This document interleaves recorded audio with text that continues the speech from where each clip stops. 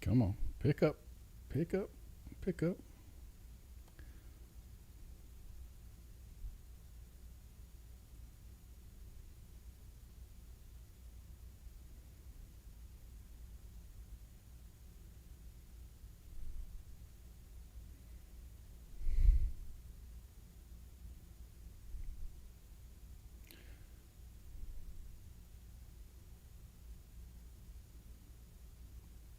Hmm.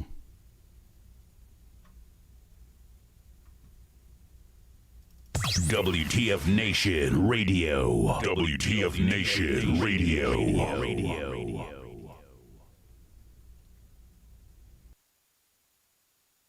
The voice of U.S. Army. WTF Moments. This is WTF Nation Radio. Everything stated on WTF Nation Radio is to be considered the opinion of the person that stated it, and not an official representation of WTF Nation Radio or U.S. Army WTF Moments. Price does not include tax, title, or license. Some assembly required. Each item sold separately. Batteries not included. Objects in mirror are closer than they appear. If conditions persist, contact a physician. Individual results may vary. Keep out of the reach of children. Avoid prolonged exposure to direct sunlight. Keep in a cool, dark place. And Please enjoy the show. Shots.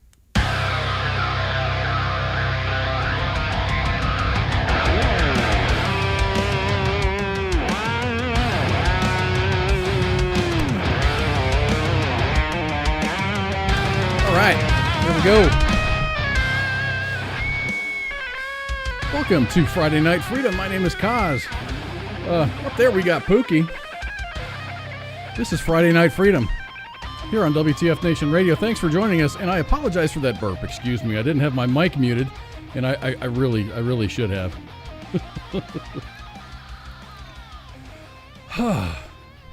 Well, we made it, man. It's been kind of a heck of a week, but not really. It's been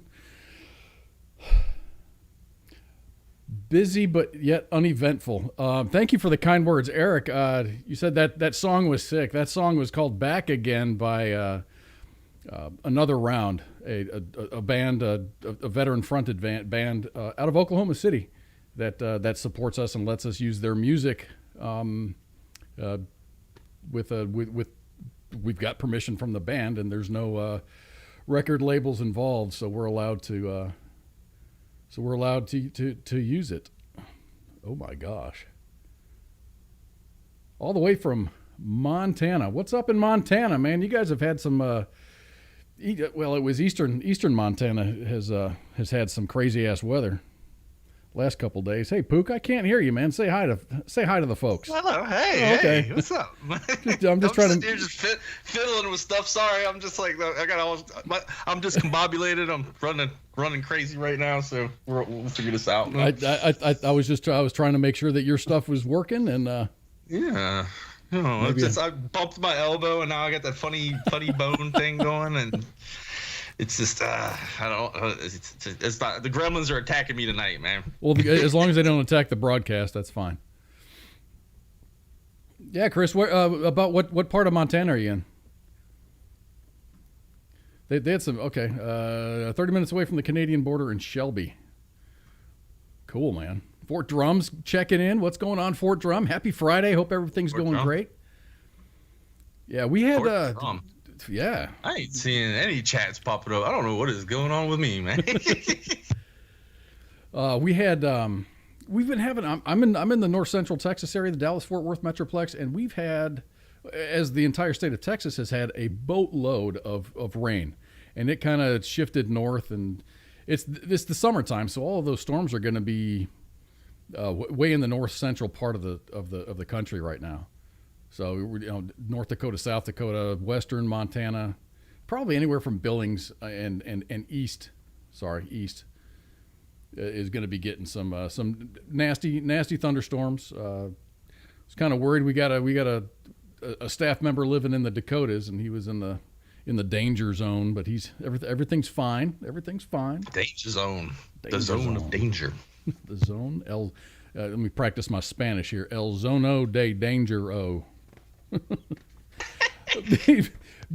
Before I piss off everybody and they leave, let's do a little bit of housekeeping. We got some really cool guests coming up.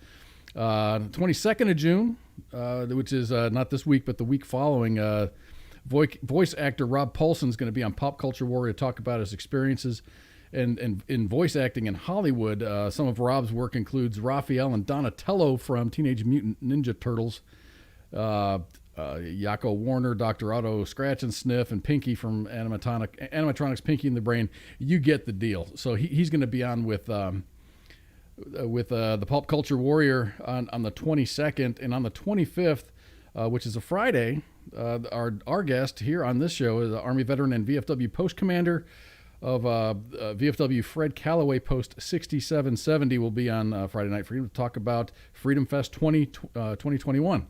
So that's going to be exciting. I always enjoy talking to VFW post commanders.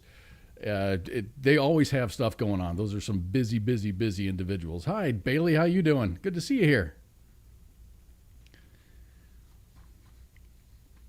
Yeah, D-Max, Pinky. D-Max, Pinky the Brain. Oh, and way down here on the bottom here, we got on the 28th, which is Monday, Darien Lay. Country music singer Darien Lay will be on the Monday edition with Ice and Flash to talk about her latest single called 10,000 Miles, which tells the tale of military households and loved ones across the nation, and it's derived from her own experience. So that's the stuff that's coming up. But tonight it's just us here. We don't have a guest. It's just me and Pookie, but that's all you need, right? Yeah, I guess. I meant to get to this last week, and I was kind of scatterbrained last week, and didn't really. I didn't get to it. I couldn't find a place to. Red Leg always says, "Get in where you fit in." It didn't really fit in. I couldn't segue into it, but I know everybody has seen this video. Anybody with a computer and an internet connection has probably seen this video. It's very awesome because this lady is a hero, at least to her 4 or 5 dogs.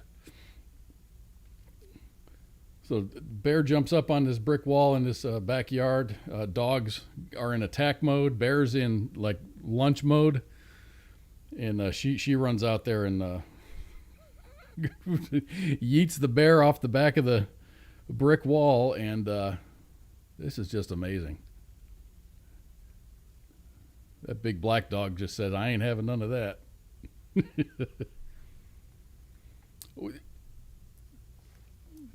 So D-Max says that's actually the daughter of the people that live there. So this isn't her house. She lives there. It's her parents' place. But that bear had in the very beginning of the video, you can see there's cubs along with her. So they're just looking for food. The little bears scurry away.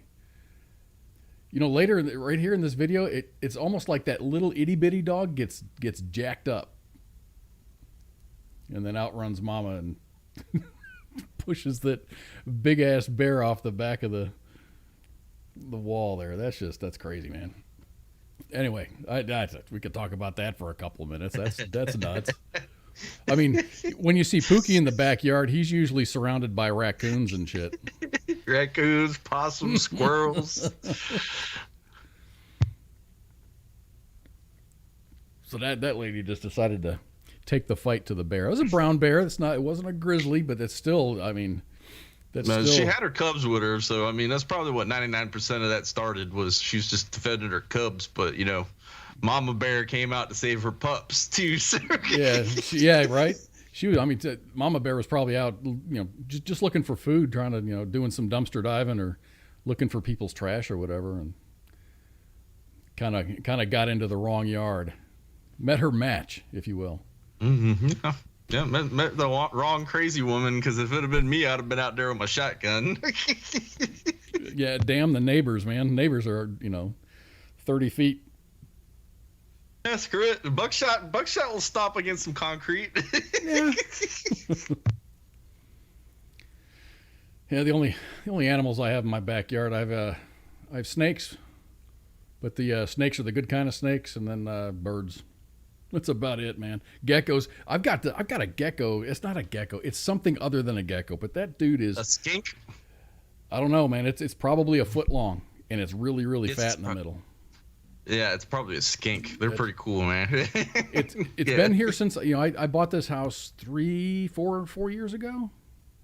21, 19, 18, 3 years ago, and this was when I was in the house looking at the house to buy it, I looked out the bedroom window and there's this big ass lizard thing sitting on the windowsill.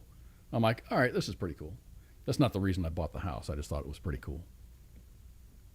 I got a skink around my house. He likes to pop up every now and then. And my mom saw him one time, and she could have sworn she saw Godzilla the way she was describing it. And it's like, oh my god, the thing was huge. It was like 7 foot long. I'm like, Mom, it's a skink. They don't get that big. And I saw him, and it was like, Mom, that's not 7 foot long. She's like, okay, I might have been exaggerating a little bit. a little bit.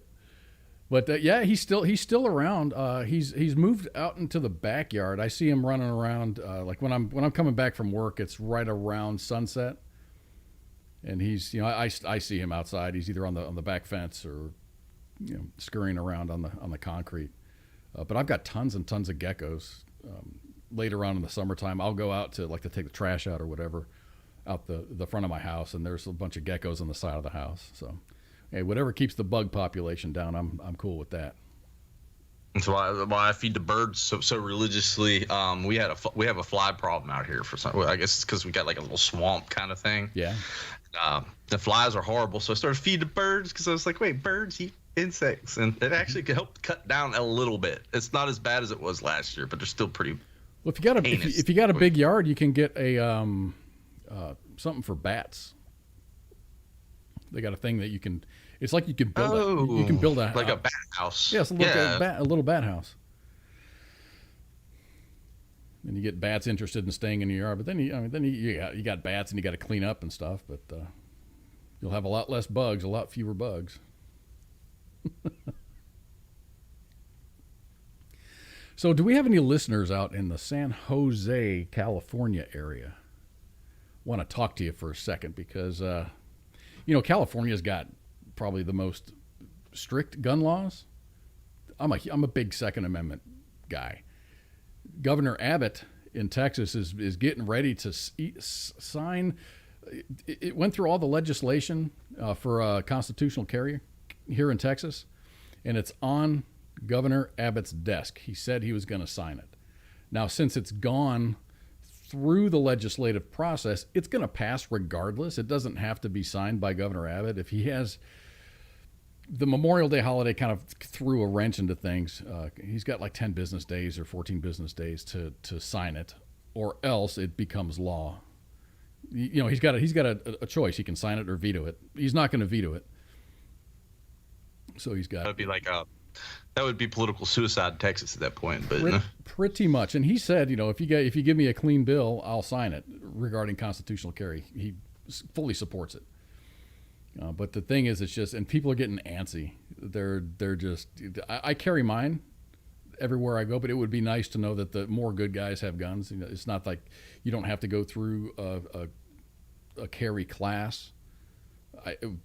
I think everybody should go through it. If you're going to carry a weapon, you need to go. If you're going to carry a sidearm, you really ought to have just a little bit of training, and refresh every once in a while. It's always good to go to the range, shoot, practice, be familiar with your weapon. You're flexing right now. You're flexing.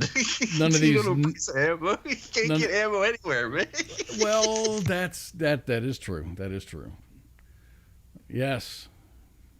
That is true. I haven't gone and searched for ammo in probably a month or so because I know it's in short supply.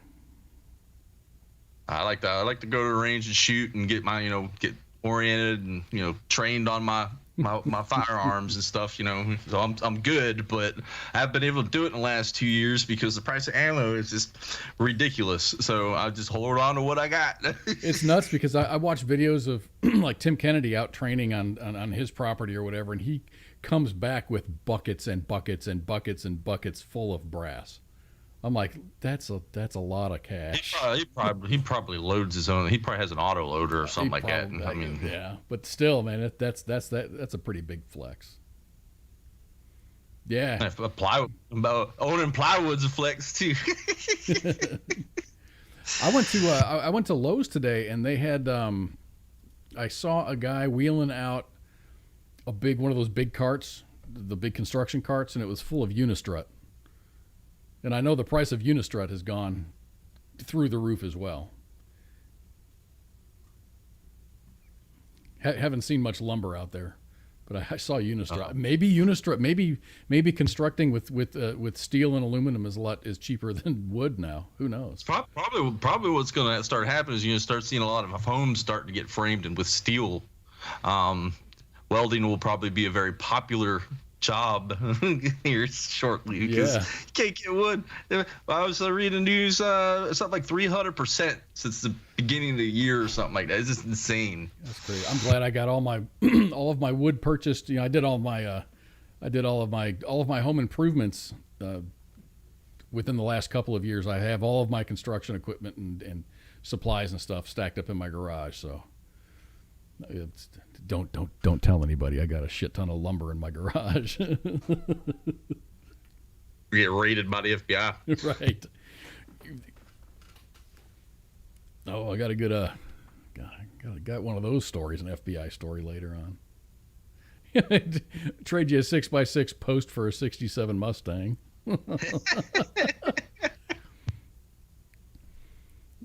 Open carry here with a leg holster and nobody cares. Yeah, up in Montana, nobody. I mean, it's almost expected. No, it's like Virginia used to be like that, depending on where you're at in Virginia. If you because I lived in Virginia for a good stint, but I used to carry a pistol around. No one gave a crap. But then you start getting into closer to like the, city area up north near DC border and Maryland border. People would start getting kind of iffy about that. And I mean, I don't know. I mean, I think everyone should be able to carry. I think everybody ought to have. I mean, we had 22s when I was in high school. We had a rifle team in high school, and then I went to a military academy in the middle of high school, and that was like super. I mean, that was you either play football, you played soccer, or you were on the rifle team. And I was kind of a small guy, so I wasn't really good at football or soccer. I hated soccer because I hated running. I wasn't good at football because I wasn't big enough. So I learned to shoot, and that was great, dude. I loved shooting, and they beat the hell out of it. The rifle safety, gun safety, more than just being a great marksman. It's a lot about safety. 99% of it. I think that if everybody had exposure to weapons, they wouldn't be so. Oh my gosh, it's a gun. It's gonna just a tool. It's gonna become self-aware and just jump off the shelf and start shooting people. I mean, you're gonna look in the back corner, sit right there. It ain't jumped up yet. Is it a shotgun? It ain't snapped no one. Yes, it ain't jumped up yet. Snapped no one. It's just sitting there. Yeah, just sits there, does his thing, But that's nuts. Anyway, San Jose, California had a I guess you could call it a mass shooting at a rail yard, a train yard. Oh yeah, I heard about that. So California has more gun restrictions on the books than any other state, but the mayor of San Jose wants to add 10 more. California's third, because already laws didn't work. Yeah, right. California's third largest city will take up a proposal to, among other things, require gun stores to audio and video record all gun sales. Require proof of liability insurance for all gun owners, and implement an additional tax to cover the costs associated with gun violence. What the hell? That was all a violation of the Constitution. I don't give a crap, but all right. So I've got a copy of that. Guns. Second Amendment states, a well-regulated militia being necessary, to the security of a free state, the right of the people to keep and bear arms shall not be infringed. Okay. That's the simplest thing on the planet to read. A 3-year-old can figure that out. And it was written that way on purpose. So with the council's approval, San Jose would become the first city in the United States to require every gun owner to have liability insurance coverage for their firearms, to incentivize safer behavior from gun owners, and importantly, to compensate injured victims. It's not the gun's fault. It's like a while back they were trying to trying to be. I don't know if that whatever happened to that. There was this huge case where they were talking about going after gun manufacturers because of mass shootings and stuff like that. It was like, so when a guy gets drunk and crashes his F-150 into a school bus and injures a bunch of kids, you don't go after Ford. It doesn't make any sense. It makes absolute no sense to be at that point. Huh? We got Gary Branscombe for the win. He says tax non-gun owners for not protecting themselves. That's perfect. That's even better. So there's a city in Mississippi somewhere hasn't had a murder in forever. I think the mayor a while back made it. This has been on the books for a good minute, but it is mandatory for you, if you can legally own a firearm, that you have one in the house. And they haven't had a murder in forever. It's compulsive on the residents. If you're legally allowed to own it, that's it. That's easy. Yeah. That sounds like a great gun law to me. It's kind of like, hey, you own a firearm. And it actually used to be that way. That's the whole idea of the Second Amendment, was for every person to own a rifle, pretty much. It's the idea behind it. Huh? So more words of wisdom from the the mayor of San Jose. San Jose would also become the first U.S. city to require gun owners to pay a fee to compensate taxpayers for the public cost of responding to gun violence. That means just an additional tax. I wonder, tax law-abiding citizens. What I would like to see, law-abiding citizens. What I'd like to see is a breakdown of the gun, of all the deaths due to gun violence in San Jose. Let's just start with San Jose. How many of them are criminals, gang violence? That would be interesting to know. We've got I showed that website last week, heyjackass.com, that just showed like all the weird gun violence in Chicago. Wonder if there's one that has a little bit of a breakdown of San Jose, California, and their crime statistics regarding gun violence. How much is that is done on behalf of criminals? Criminal on criminal crime, or the criminal dies. They don't talk about that. Or the criminal dies or gets injured because he breaks into the house of someone who has a firearm. Let's see here. Oh, you're looking it up? I'm trying to see if I can find some data on it. It's all because of this news. It's all flooded down. Everything's flooded right now with that. Bay Area. Is San Jose considered part of the Bay Area, or is that? I don't know. I'm not a California guy, so Christopher says, "Dude, go to the FBI website. FBI crime statistics, death and violence by firearms." Oh yeah. I don't know, I have to look it up, but I'm kind of interested in that now because, you hear in the news about all these mass shootings and everything, but you don't hear in the news where the good guys stopped the mass shooting. Like, where was that? In Alabama. It kind of hit the news for a little bit, but it's either Arkansas or Alabama. Don't quote me on this, but this guy was literally, I think one old lady died. God bless her soul. But the guy was at this apartment complex screaming, "Everyone out the house now!" Everyone trying to get him to come out so he could shoot him. Well, one of the neighbors was like, "Oh hell no, this ain't happening," and he took him out with his hunting rifle. Hell yeah! And that was recent, wasn't it? Yes, this was recent, but the media did not. They wouldn't touch that with a 10-foot pole because that just says, "Hey, this guy just stopped the mass shooting. Let's not talk about that." No. See, I do subscribe to a lot of like pro Second Amendment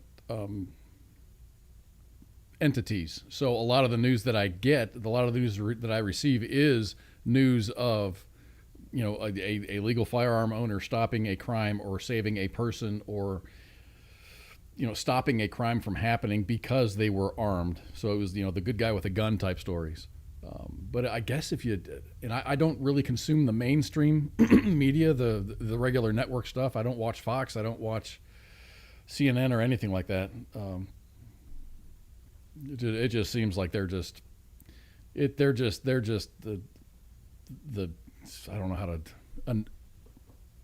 throw an analogy out there. They're the same fucker in a different suit. It's just it's the same damn story. all day long. It's all they do, pretty much. I've noticed this. And a lot of these news agencies and media outlets on Facebook and Twitter and all this social media, they don't write news anymore. They just write a little opinion piece and then tag AP or Associated Press or, some other, paywall, like New York, was it New York Times? Oh, you God, can't even I hate access that. their news unless you go through the paywall. So they have access to the paywall, and they say all this stuff, and you read the article, and the headline's just like something sensational, and you actually take the time to read the article, you're like, that headline does not match up with that article. But then you read the comments, and I hate to say it, I've been caught on it too, but there's been 1,000 people in the comments saying, oh, no, and they didn't read the article. They It's just read the titillating. It's headline and actually formed it's opinion on extreme. it. It's very titillating. When you see these very attractive headlines, and then you read the story and you're like, that's really not what the story was about.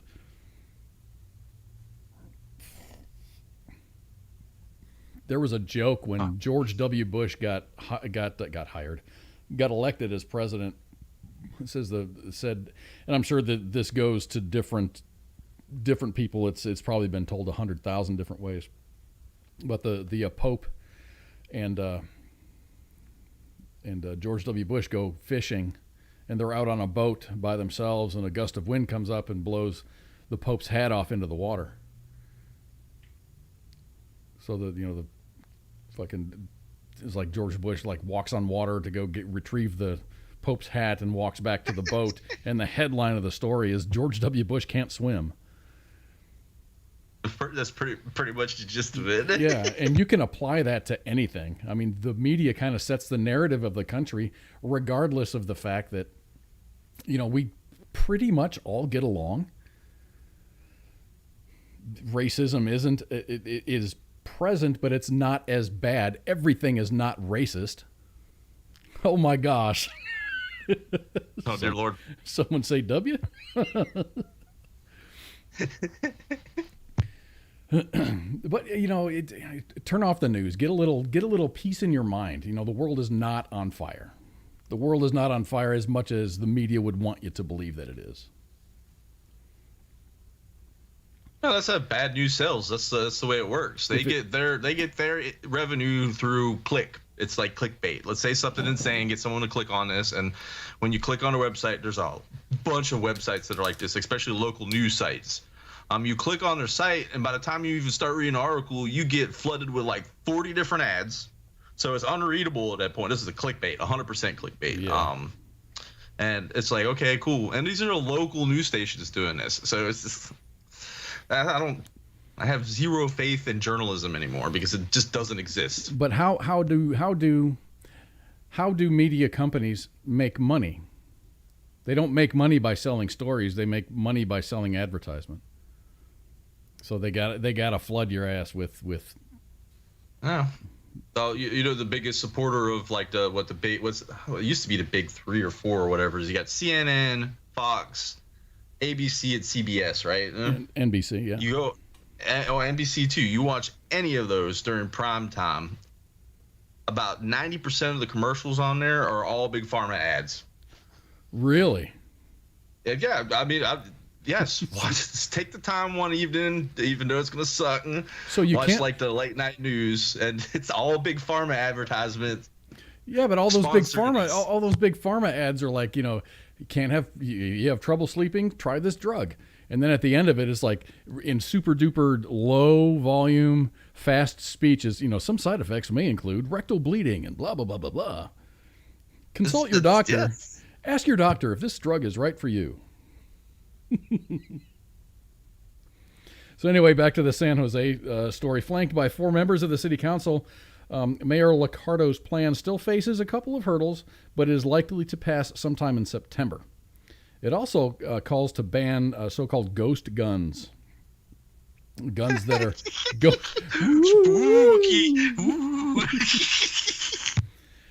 so those are, and they define that. They actually define that as a gun that is made without a serial number.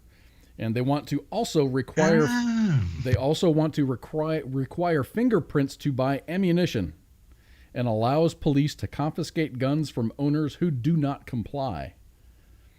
Ooh. That's a little bit of a twist, isn't it? Yeah, I don't know about that. They might run into some problems there. But then again, you had your LARP on the Capitol, and I don't feel bad for any of them guys because you don't congratulate people on playing only 3/4 of a football game. So this is my 2 cents on it. Huh? So Captain Wayne Baconator, he asked a good question, and I really wish you didn't let that cat out of the bag. He said, "What about goblin guns?" They don't know about the goblin guns yet, man. You're not supposed to talk about those. That's a secret. Lower your voice.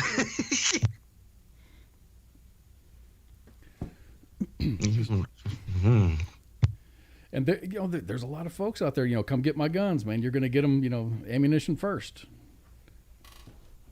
I don't know. I don't think that'll happen, man. I just don't. I think people are just so complacent and compliant that they're just happy with their creature comforts. So they're like, yeah, it's not worth the jail time or dying. So here, take my shit. Huh? Ginger in the Facebook chat says, I'm sure Crooks will be right on that bandwagon. Yeah, let's go to the big cities. Let's go to any city and go and just say, hey, gang members and criminals, let's we got to collect your guns now. You need to register those weapons. You need to have a license to carry those. At the very least, you need to register them, and when you buy ammunition, if you can find ammunition, you have to provide your fingerprints. Not like I can't just go out of state to Arizona and buy a shit ton of ammo and just bring it into California. But I'm just saying, like that's not happening, right? You don't think a bunch of Californians are driving into Reno, buying up a bunch of ammunition and bringing it back? Yeah, Illinois is probably the same thing. They've got some of the Chicago has some of the strictest gun laws. Some of them, I don't know about like San Jose or California, but there's violence every weekend, gun violence every weekend in Chicago. And you're not even really allowed to have a gun in Chicago, but apparently that them laws work really well. Murder is illegal still, but people still murder people. But what was that website? Let me bring that up again. Oh, that one. Which one was it? I can't remember. I found it. It's called Hey Jackass. So June to date, shot and killed 26, shot and wounded 130, total shot 156, total homicides 26. This past week, this is since our last broadcast, we've had 10 shot and killed. 78 shot and wounded, total of being 88, and 10 homicides. So, you know what? I think more people died in Chicago. American citizens died in Chicago last week than American soldiers died in Afghanistan. Oh, probably. In the last year, probably altogether. That's fucking crazy. I don't know, but Mayor, what is her name? Is she a governor? Lightfoot? Beetlejuice. Beetlejuice. She's all about the gun control and whatnot. It just doesn't seem to be. Gosh, one person is wounded every 2 minutes and 25 seconds. A person is murdered every 13 minutes and 17 seconds. There was a TikTok trend going around. This is probably like a year. I don't even know if it's TikTok or at the time. I think it was still called Musical.ly or something like that. But it was in Chicago, and it was called "Are You Strapped?" pretty much. And you would walk up to your homeboy, point a gun in their face, and be like, "Hey, you strapped?" And they'd pull a gun out. Everyone had a gun, so it's illegal to own guns, but everyone carries a gun because that situation deems it at that point. It's freaking nuts, man. So do you think with states like Texas and a lot of other states, I don't have the data here, but constitutional carry states, there's a whole bunch. I want to say there's in the 20s of constitutional carry states. Now I don't understand. I'm not clear on what the reciprocity between those states are, or if I want to have reciprocity in Montana or Colorado or any other state, Arkansas, if I need to have concealed carry training. I'm not sure. Well, I know I had a friend that lived in Illinois for a while, and you actually had to go get a license to even own a firearm. Yeah, a license. My parents did. My parents both owned guns. They moved out of Chicago 4 or 5 years ago. Just because they were, I mean, it was a tax thing. It was just they could see the writing on the wall how everything's just kind of going downhill. So they kind of fled the state, just as people are fleeing California and other super liberal Virginia, states. New York. I can name a couple of them. I just really wish. I mean, everybody's welcome. Just leave your politics behind. Yes, Especially if you've been supporting these legislators and mayors and governors and whatever that are pro gun confiscation and registration and all that other crap. Well, California, I was reading, there was a judge that overturned their 30-some-year-old quote unquote assault rifle ban or whatever it is in California. That was in saying it was California. unconstitutional. Huh? That was in California. Was it in California? Okay, That was California. And now Gavin Newsom's out there going, he's owned by the NRA. That dude should have been recalled a long time ago. That's all. I thought they were recalling him. I really thought they were recalling him, but I guess not. No. There was a petition floating around that had to have a certain number of million signatures. I think it's surpassed that level, and it's just going through the process. It takes, everything works at the speed of smell in government. So It's set up that way, just specifically so it protects them. But whatever. Dude's an idiot. I'm allowed to say it. And he's allowed. The thing is, he's allowed. And my ex-wife is a psychologist, and she says, and one of her famous quotes that I remember her saying was, "Get your feet off the fucking." No. The other quote was, "Behavior that is rewarded will be repeated," and that stuck with me. She said that so many times over the years. Behavior that is rewarded will be repeated. And you can apply that to a marriage or a relationship. You can apply that to the workplace or friends that you have. If you allow people to, let's say, shit on you, if you allow that to happen, that's behavior that is rewarded. It's going to continue until you put a stop to it. That's same with raising kids pretty much at that point. I mean, you just keep letting them do whatever they want to. They're going to turn out to little shitheads. But now I know why she's an ex. Thanks, Mr. Maxville. D-Max. Now I know why she's my ex. Oh, okay. It's a complicated story. So I was talking about California. I'm going to try to marry two stories together, and this may or may not work. Everybody knows about there's a restaurant in Texas that's got the big 72-ounce steak, and people are invited to go ahead and try to eat it. And the basic rules are you got to eat like a steak, a potato, a salad, and a couple of rolls and a drink within an hour. And that's pretty impressive. That's 72 ounces. That's a lot of meat. So I've got some. Let me see. Where's my camera at? Here it is. So I got.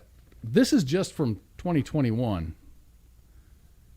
The 2 pages worth of stuff.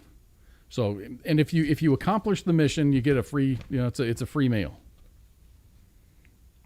And it's really impressive. Like at 54 minutes and 4 seconds on November 26, 2020, a guy named Sean Pitts, weighs 225 pounds, 27-year-old from Galvesville, Georgia, ate the steak. And his comment was, "Send it." And there's a bunch of, this is full of people that have, very different ages. 49-year-old, 185-pound guy from Athens, Oklahoma. His comment at the end of him finishing his 72-ounce steak was, "Go Army, beat Navy." Another quote from a guy, Nick Paradiso, ate it in 32 minutes. He weighs 290 pounds. He's 25 years old from Pueblo, Colorado. He says, "The best steak I've ever had. Gotta love Texas. Best meal ever." There were a pair of brothers here, Reuben G. McKenna and Christopher McKenna. They both finished their steak in about an hour, 53 minutes and 12 seconds for one, and 51 minutes and 41 seconds for the other. One of them weighs 290 pounds. The other one weighs 280 pounds. They're both from Salem, Oregon. Best meal ever. And the other guy said his quote was, "Yay." Yay. So this brings me to the story. Which is incredible. And this is a couple of years old. This record hasn't been beaten yet, and it still stands in the Guinness Book of World Records. A small-frame Sacramento woman has a full belly and plenty to celebrate after successfully eating 3 72-ounce steaks. She ate 3 of these things. Not only did Molly Schuyler, she's a competitive eater. She finished the famous cuts of meat from the Big Texan restaurant in Amarillo. She wiped the plates clean, and she ate all of the sides. That's 3 4.5-pound steaks, 3 baked potatoes, 3 shrimp cocktails, 3 salads, and 3 bread rolls. It's like 10 pounds of meat. No, my math might be off on that. Huh? She ate her first steak in 4 minutes and 18 seconds. The second steak was finished at the 11-minute 47-second mark. And the third steak was completed at the 20-minute mark. She ate 3 big-ass steaks in 20 minutes.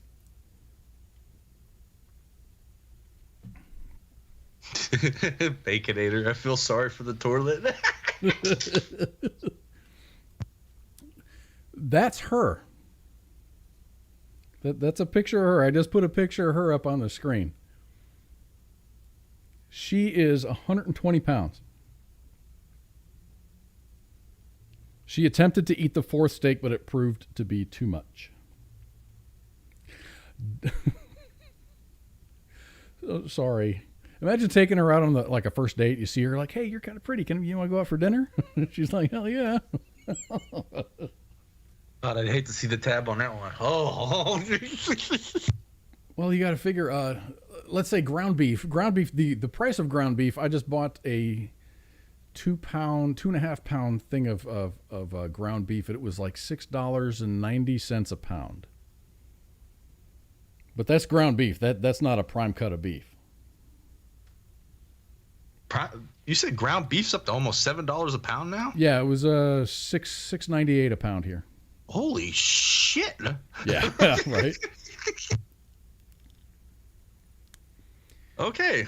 Yeah, James, no kidding, dude. I haven't been shopping in a while, as you can tell, but yeah, James is like, "Man, how do you eat 72 ounces of steak in 4 minutes?" He goes, 16 ounces and I'm done. Me too, man. I can't eat like I used to. I could never eat like that. I could never put it away like that. I could do some beef ribs back in my day, but like that is insane. That's nuts. I got to do the math on it. Give me a sec. So, dubbed the 72-ounce showdown, Schuyler's feat broke a record at the Texas restaurant known for its massive steaks. So the effort earned her a prize of $6,000, according to the Globe News in Amarillo. Schuyler's achievement will be and has been, this is an older story, was presented to the Guinness World Records.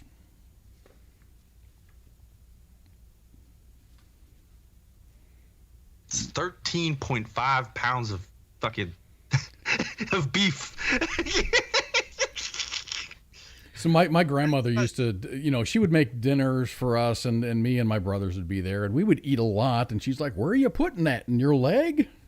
Because we'd always be asking for more green beans or more potatoes or more whatever. "Where are you going to put that, in your leg?" I guess she has like some sort of, they need to study her on a scientific level, because she has some sort of quantum anomaly floating around in her gut. Huh? That's the only thing I can think of. That is insane. Or she throws it all up after she's done. I don't know.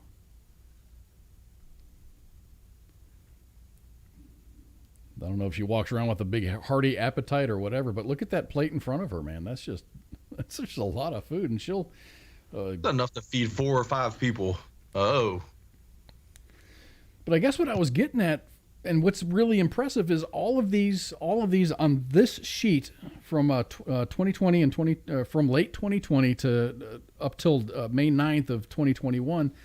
Every one of the people that have accomplished this mission, they're all male, and they're all big dudes, man. 350 pounds, 230 pounds, 236, 325, 285, 290. Those are big boys, man. And this little woman is 120 pounds, putting it away. I don't know. I don't know how people eat like that. I mean, I'm at the point now where an 8-ounce freaking sirloin is good enough for me for like a week. It seems like, but I mean, I don't eat much no more. so everyone had a comment. You know, they can add a comment, and I one guy said send it. The other guy said after he finished it, he said go Army beat Navy. Some of the other quotes, which are pretty funny. Black cats fight and never die. I don't get it. One guy said Psalms 23. Great food from even greater people. Another guy said Roll Tide. Great steaks. Full. I'm just full. Maybe everything in Texas isn't that big after all. Wow. Another guy from New Mexico said, oh, that was harder than I thought. Another guy said, nailed it. Patrick Keogh from Kentucky says, oof. Billy Fisher, 340-pound, 35-year-old man from Jacksonville, Florida says, casual dining, yum.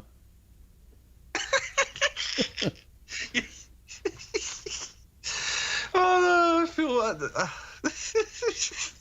can't do it. Eric Norwell from Boyd, Texas says, God is great. Give the big steak a go. Very easy. Of course, he weighs 350 pounds. Let's see, I can understand a 300-pound man being put away, 72 ounces of steak. That makes sense to me. But a woman that weighs a $120, you said? Yeah, $120. This is probably one of my favorites. Eric Soloway from Preserva, Texas. I have no idea where that is. 225 pounds, 51-year-old male. Finished his steak in 58 minutes and 56 seconds. He goes, that was really hard. Oh, my God. What the fuck? Yes. And then my number one was, oh, my gosh.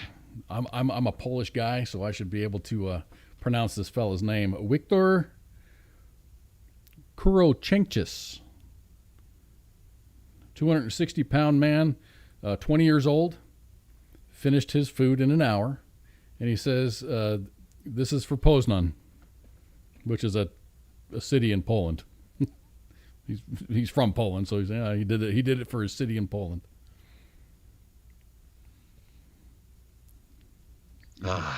Good to the last bite. Didn't come here for the steak. I came for the nuts.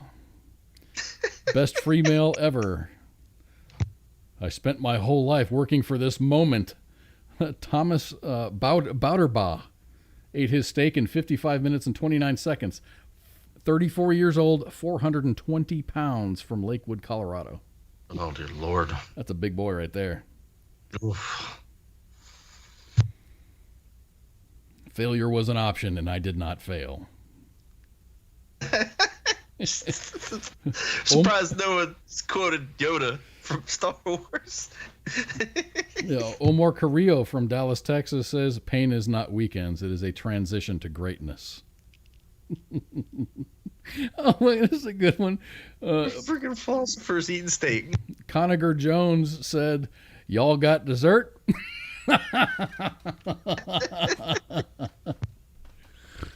She must have like cow stomachs. Like cows, they say have 4 stomachs. Yeah. Yes. So I guess that's my where's the beef story for Friday Night Freedom. That was cool, man. I really wonder, like a day in the life. Go to her house and just say, let me see what's in your fridge. So I've heard like the tricks of the trade with them guys. It was like what was his name? The hot dog eater guy. he was a little Japanese kid. He was tiny too, but what he would do was he would stretch his stomach out by drinking a crap ton of water. I'm talking like gallons of water to get his stomach to stretch out, before he'd eat, so that way he could put down more. I mean, there's tricks of the trade, I guess, but I mean, I just couldn't imagine sitting on a toilet after that. Man, it's just be like, oof. Would you consider these folks athletes? Yes. That is a skill. That's like, I got a conversation with someone sometime there. We're talking about like there's certain sports that shouldn't really be sports because there's the equipment's doing most of the work. Well, that is the human doing all the work at that point. So that would be a sport. It's your body. It's the food versus your body. Oh, no. You're not going to eat for days after that. There's no way. And you would expect like a big gnarly looking dude with nasty ass beard just eating all the hot dogs or eating all the steak or whatever it is that you're eating in a food competition. Who rises to that occasion? Goes, you go to the career counselor in high school, and the career counselor's like, "What do you want to be when you grow up?" "I want to be a competitive eater."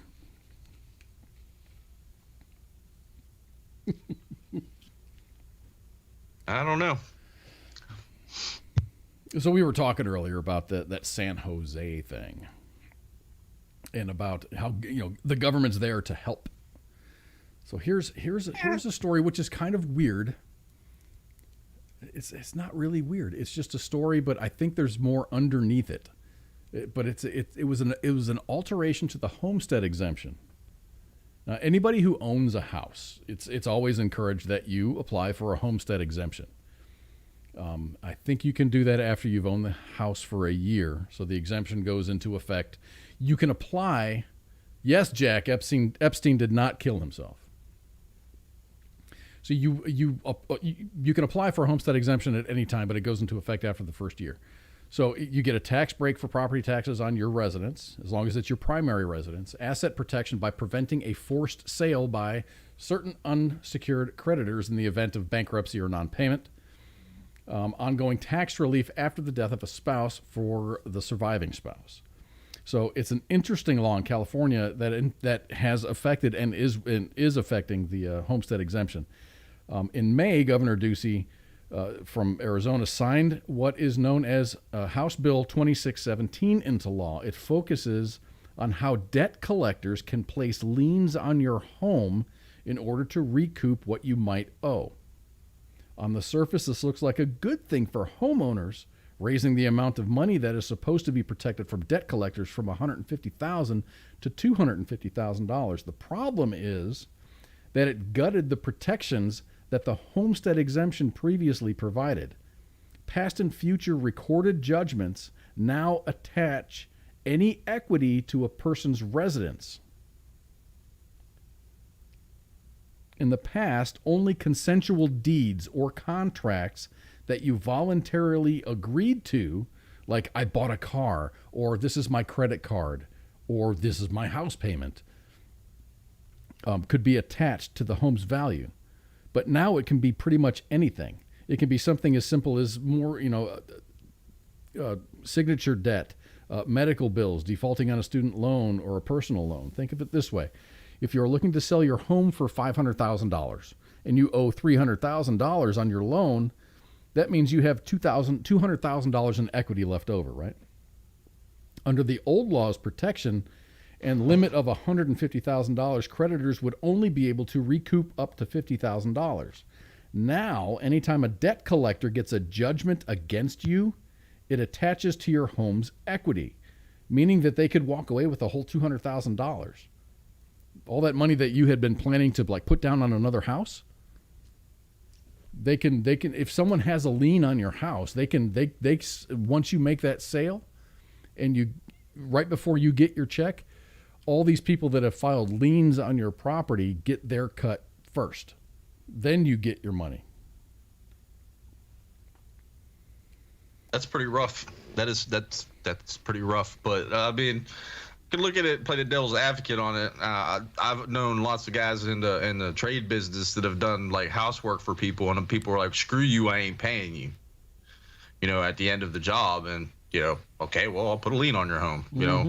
I mean, I could see that protecting certain workers, I guess, but trying to sell your house and then wind up losing all your equity would suck too at that point. But Yeah, I know, like homeowners associations, HOAs, will do the same thing. Let's say you have an HOA and you painted this happened to a colleague of mine at work. We had some pretty bad storms blow over, and he put on an upgraded shingle on his house. But the shingles on his house, while they're the same color as his neighbors, they're of a different color. There's like a handful of colors that you can choose from according to the HOA. They didn't exactly match the color that he chose. He just chose a similar color in an upgraded version, one that's good for like 4-inch diameter hail as opposed to 2-inch diameter hail.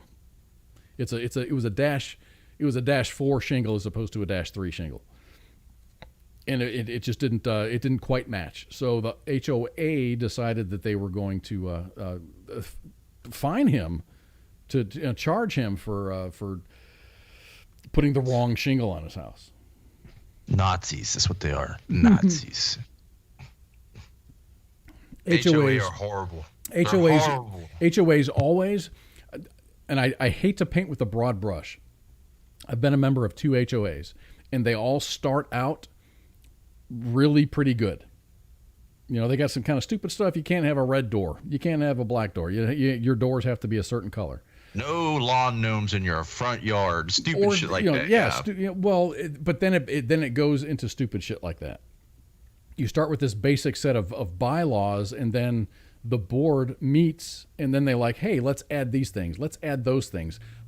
And they're able to put liens on people's houses. So when you sell your $500,000 house, when you owe, let's say for this example, $300,000, and you sell it for $500,000, you're supposed to get $200,000 in equity back. But the HOA is going to recoup, a couple grand because you broke the rules. I've never seen like the government starts out with good intentions and winds up boiling down into straight insanity. I've never seen a good story come out of an HOA. They seem to have a lot more power than is deserved. I mean, when you move into a neighborhood that has an HOA, you sign an affidavit saying, I understand that there's an HOA here. The yearly dues are... Yes. So you can't move into a property that you pay for because you don't sign an affidavit to be in that house. Correct. And so if I say I waive my, what can they do if I own a house at that point? Huh? Well, they won't sell you the house. How does that work? It's really hard. I haven't found a way around it. I'm privately selling my house to another person and say, screw that, I don't want. Oh, all right, whatever. I sell my house anyways. All the houses, because I'm looking to move. I'm looking to move as soon as I'm done with the upgrade here at this house. I'm going to buy a house somewhere else. And everywhere, there hasn't been an exception. If I want to build a new house in a neighborhood, every single one of them is governed by an HOA. See, that's that. You go looking for houses. My friend told me, he's like, if you're going to look for a house, try to find one that's not in an HOA. That's your best bet at that point. So when I hit the big bucks in crypto and stuff, I'm going to move out into the country where I'm going to own 100 acres, and I'll be like smack dab in the middle of it, and there's not going to be an HOA. And if I want to have a pink door, I'm going to have a pink fucking door. Paint that sumbitch rainbow colors. It don't matter at that point. It's my damn house. I don't understand. I just can't grasp. I mean, I'm surprised there hasn't been laws put. They're talking about this, like this homestead exemption crap, which it's like, okay, Arizona, do your thing, but it's fucked up to the individual property owner. But like, why don't they come after these HOAs that are pulling this crap? They should have a limit to their power at that point. I just think it's just nuts. I don't understand. Yes, William C. White, this is live right now. Just to answer your question. Did you have a question? 60 acres in Ozark would be awesome. I said, fuck HOAs, worthless. HOAs are worthless. My neighbor's lawn is tall, and I'm getting written up for my trash can. Yep.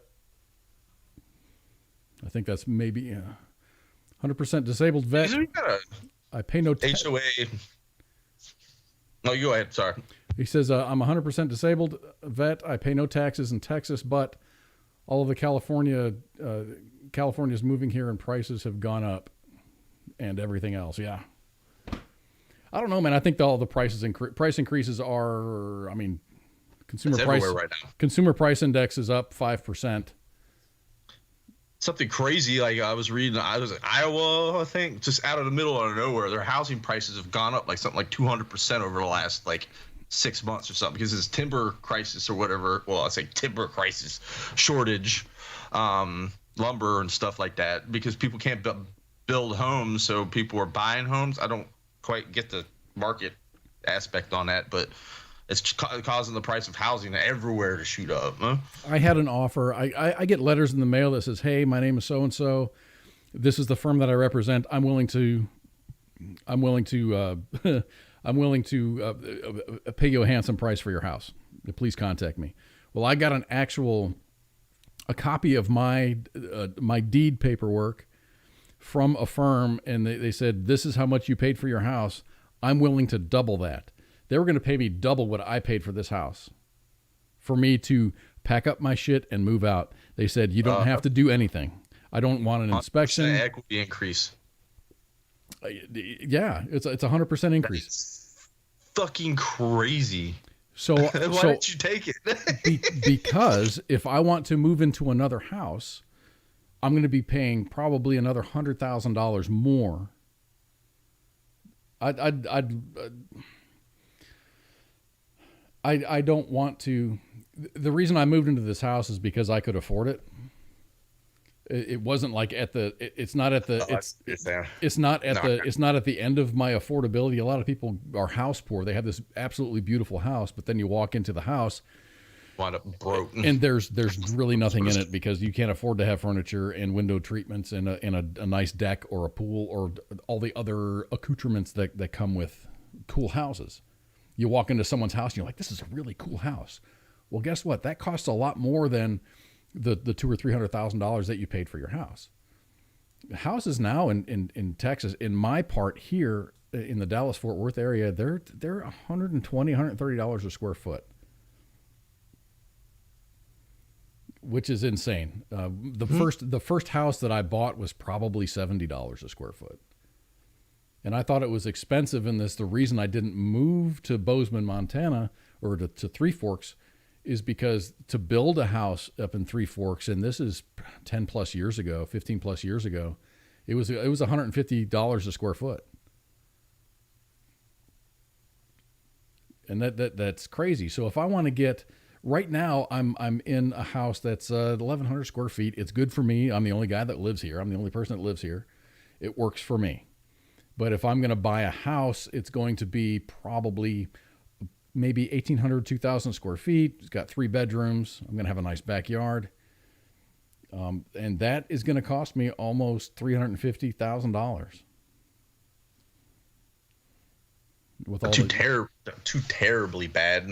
I mean, with 3 bedroom, what the price of houses are going around here right now. That's too terribly bad. I guess. Well, if you're living on your own. So here I'm kind of holding out for the crypto market to turn around and do it. I'm waiting. You see El Salvador. I don't know this little. Was it El Salvador? Yeah, El Salvador said, "Hey, Bitcoin is now legal tender in their country." Legal tender, so, and that means. Yes. And that means that everybody's got to accept it. All the convenience stores, everybody's got to have to accept Bitcoin as currency. This is cool. I mean, it helped a little bit. I mean, Bitcoin's smacking back up there, but all my cryptos are just hurting. I don't know what's going on right now. I don't know if there's that whole Chinese thing or mine's down. I keep on waiting for like a big turnaround. I know it's a long game. You got to play the long game. Play that 5-year with it. You got to play the 5-year with it. That's just the best way to do it. That's what I'm waiting for. That's my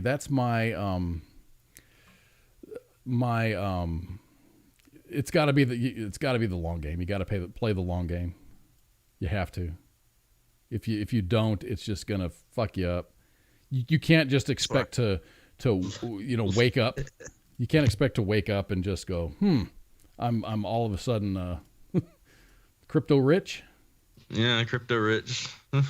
So I've been investing here and there, get my stuff straight, and just I log in every now and then. I'm like, ooh, that hurt. Ooh, that hurt. Ooh, that hurt. It's just, it'll turn around. I have faith in it. It's like this little meme I've got up there. It says, I'll never invest in crypto. It's too volatile. And me putting on the body armor going, that's why no one will remember your name. There you go. I've got like, and I stopped. I set a limit, and I bought the dips. The thing is, it's always been dip, and then a dip that's lower, and then a dip that's lower. So I've got 370 million Shiba coins. Ooh, if that turns around, you got. So, and I made a spreadsheet because I'm all about the spreadsheets. So I know, and I've got highlights. Okay, when it reaches, if it reaches, 0.004 cents, I've got $1 million. Per coin. Right now it's at 0.00008 or 7. It was down in the 6s today. I'm just sad like Coinbase didn't have Doge on there up until just a couple I think it was like last week they finally added it. I think 3 weeks ago they were hyping it. 2 weeks ago it kind of was there, and then definitely last week it was there. I had a competition, well I won't say a competition, kind of like a giveaway that if you bought $100 worth of Dogecoin on Coinbase, that you would enter for a sweepstakes to receive 100,000. One grand prize winner would get 100,000 K in Dogecoin, pretty much, which sounds pretty cool. And Doge has been down probably in low 30s. It's still sitting high from when I bought into it. It's still sitting super high. Like I told everyone when it hit 25, now's the time to buy. And it's been steady. It's been creeping between 30 and 40 the last couple weeks, up and down. I think it's that big push to the dollar, almost the dollar. It hit 75 or 76 cents, and then it just popped pretty much. Yeah, that's when all of the what do they call them, paper hands people just kind of pulled their parachute and they cashed out their like $1 million or $100,000 or whatever. They're not playing the long game. D-Max, I will give you the long O. What does that mean? I don't know. He said I'm saying Doge wrong because I'm supposed to say Doge. Dogecoin. Doge. You know what? Tomato, fool. Still worth 33 cents a coin. All right. Hey, we're going to take a break. We kind of went over time here. We're going to take a little break, and we're going to come back, and what's next? Oh, my gosh. CIA stuff, El Salvador stuff, Bezos stuff. It's going to be fun. Hoover Dam stuff. Hoover Dam. All right, y'all hang tight. We're going to be back here in just a couple minutes. Refresh your drinks. Go smoke them if you got them. And we'll be right back. WTF Nation Radio. WTF Nation Radio.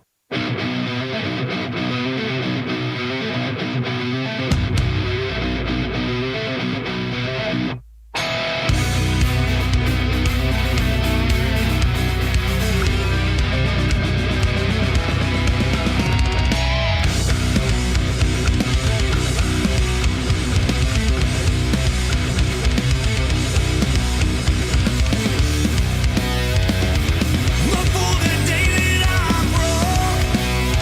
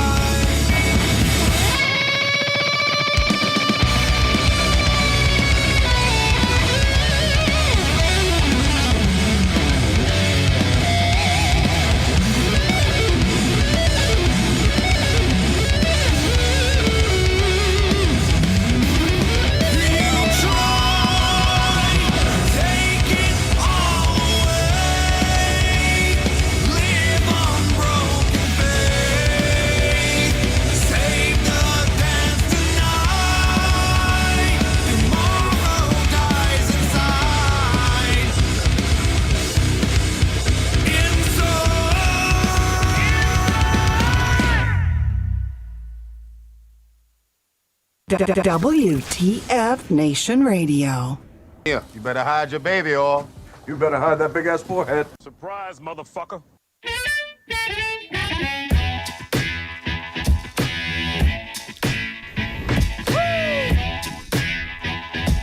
All right. What button do I need to push in order to make this? There it is. What's going on, everybody? This is a part 2 of Friday Night Freedom. Kind of lopsided on the time here. Who cares?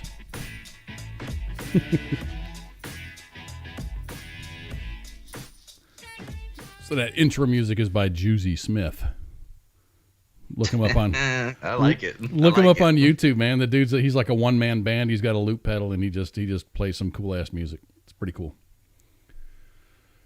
So the other music you heard was Northfield Dawn. It's called Broken. They're a band out of Houston. They're broken up, and we've had them on the show. And another round, of course. They're from Oklahoma City.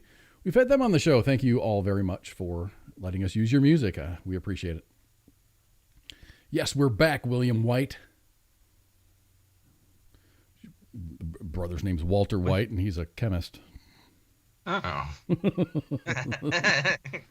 He makes that blue crystal stuff. Yeah. God, I love that series. You know, they made a reference to that. I don't know if I don't know if you were big into The Walking Dead or whatever it is. But I've never. I watched an episode. My youngest daughter was. She's like, Dad, you need to watch The Walking Dead. So I sat and watched like 3/4 of an episode of it, and I'm just like, this isn't. She's like, Dad, I can tell this is not for you. You don't have to watch this with me. But no, they made a reference to the meth from Breaking Bad. Daryl reaches into his saddlebag on his motorcycle to get some antibiotic pills for one of the guys that was sick.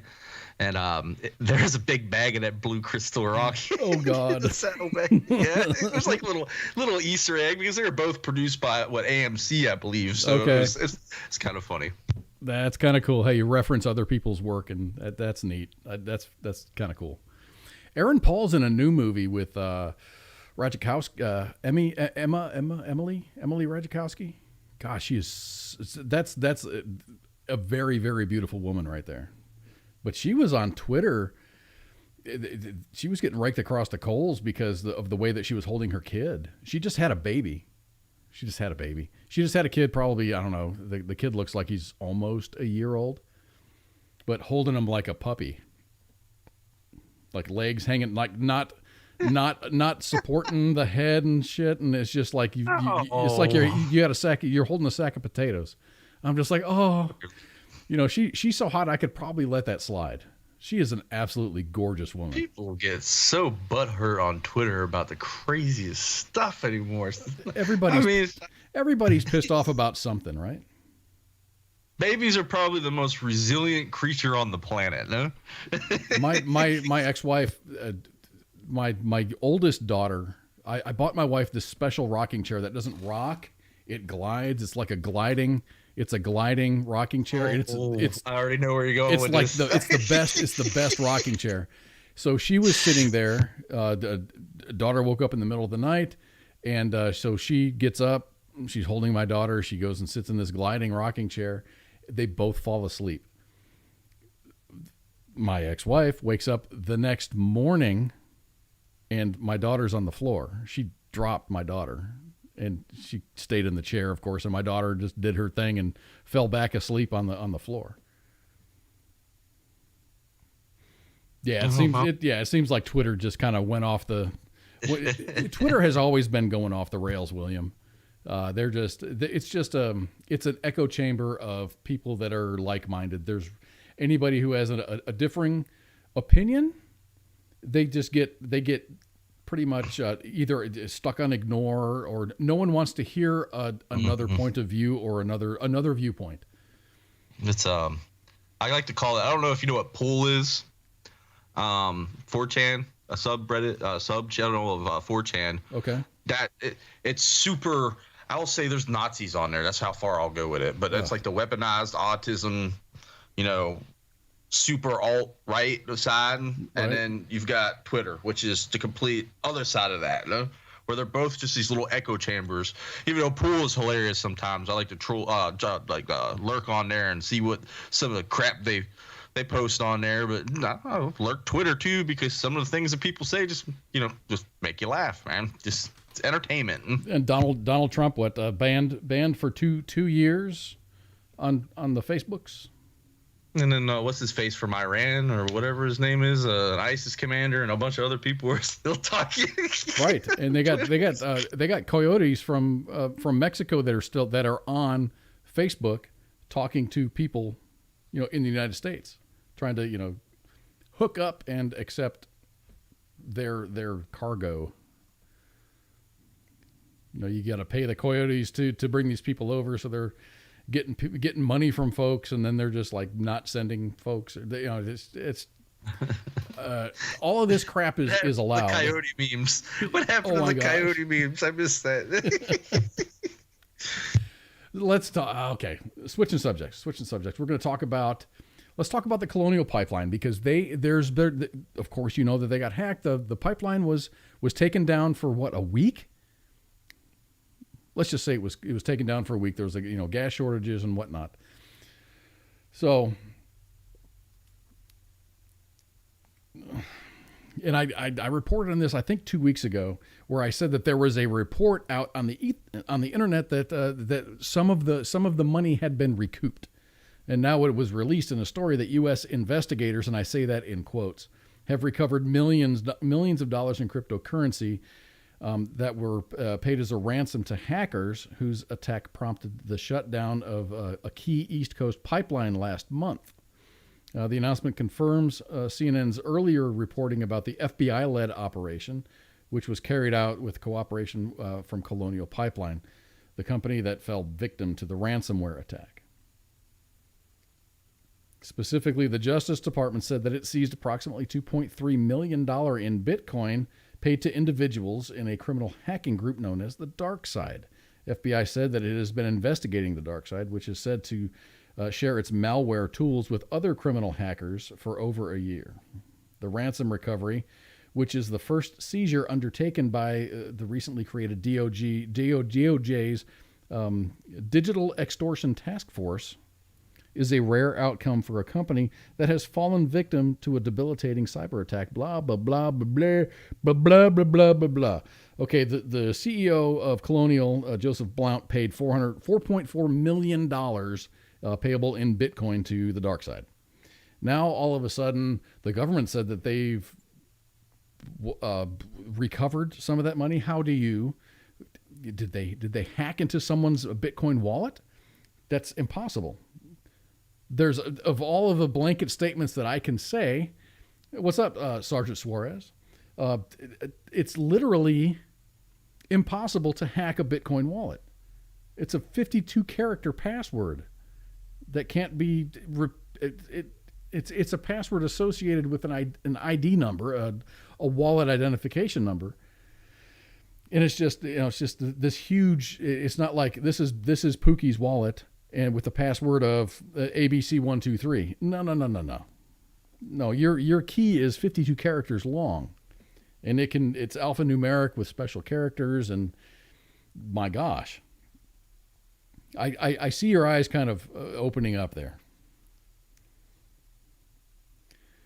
So lots of folks are wondering. Lots of folks are wondering how this is possible. I thought wallets were unhackable. Well, here's the deal. Adam Back on Twitter, he makes some sense, and he breaks it down Barney style. He says that no Bitcoin wallet was hacked. I don't even know if that's possible. Ransom hackers used a rented cloud server. The FBI got a subpoena and took control of it and recovered the coins. That's it. There's nothing more to that story.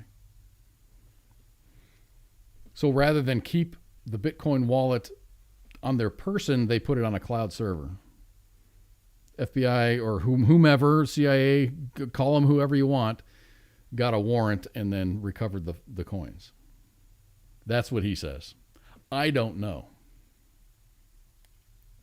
I'll agree with Sergeant Suarez. The whole thing seems sketchy to me. Same with the meat packing hack that went down.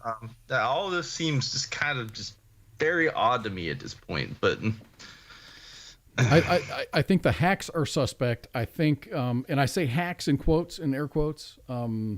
It seems like the hack worked on the pipeline because the people who did the hacking got paid. So there was money made. That's how these folks make money with ransomware attacks. All of a sudden it happened on, was it the same kind of hack that happened on the meat? Yes, it was a ransomware. They paid the ransom pretty much. They were like, oh, we ain't dealing with this. And they paid the ransom off. But I mean, the more you read into it, it started making me scratch my head about this whole, like, how I guess the CIA or the FBI got that whole, why would you, if you're a Russian hacker group, why would you store the coins on a server somewhere in Northern California of all places? Oh, is that where they were? Where it was? Yeah, it was like I read into it. It's like, wait, Northern California. I mean, I'm sorry, but if I'm from another country and I get that cash, it's sitting in some offshore, server somewhere. I mean, they've got like literal dark sites that you can hide things on that are like in international waters that only Interpol can mess with. It's nuts, man. The whole thing does not add up. Tinfoil hat kind of crap, but it doesn't make sense. My little brain can't wrap around it. That's all I'm saying. It smells fishy. If you get what I'm putting down. And that's about as much knowledge as I have with it. Something seems very, very off about this. Not just recouping the money. That's great, but it's just all of these hacks all of a sudden they're happening. And you think about it, like our energy is kind of like a national security deal, right? So if another nation did this, that would be technically like an act of war. So, you think about, like, okay, the Russians did it. Okay, well, we're sanctioning and living. I think the administration turned around and lifted sanctions on Russia. They lifted sanctions on Russia to allow them to build a pipeline. It makes absolutely no sense to me at all at this point. None of it is adding up. So are we in the wrong line of work? Should we all become hackers, offshore hackers, and just kind of... I mean, there's money to be made in ransomware. Of all these hackers are out there, we can cure the student loan debt. I'm not encouraging this kind of behavior, but I know several people that have multiple tens of thousands of dollars in student loan debt. Some of the newer graduates, doctors, they're looking at $300,000. If you look at on YouTube, there is a guy. He's called Dr. Mike, and he breaks things down Barney style as far as the language goes. He takes medical speak, breaks it down into just plain English that everybody can understand. He has almost $300,000 in student loan debt, and I get that. If you're going to be a doctor, you're going to have to spend a lot of money for your education. But to have someone that has an education on interpretive dance and basket weaving, having $100,000 in student loan debt, that's just insane. I think the student loan crisis, and this is my opinion, it's because of universities charging too much for their education. The cost of the education has far outpaced the value of that education. And there's one person I won't say one person. There's one entity that you can blame on that, and it is government getting involved with the loan processes.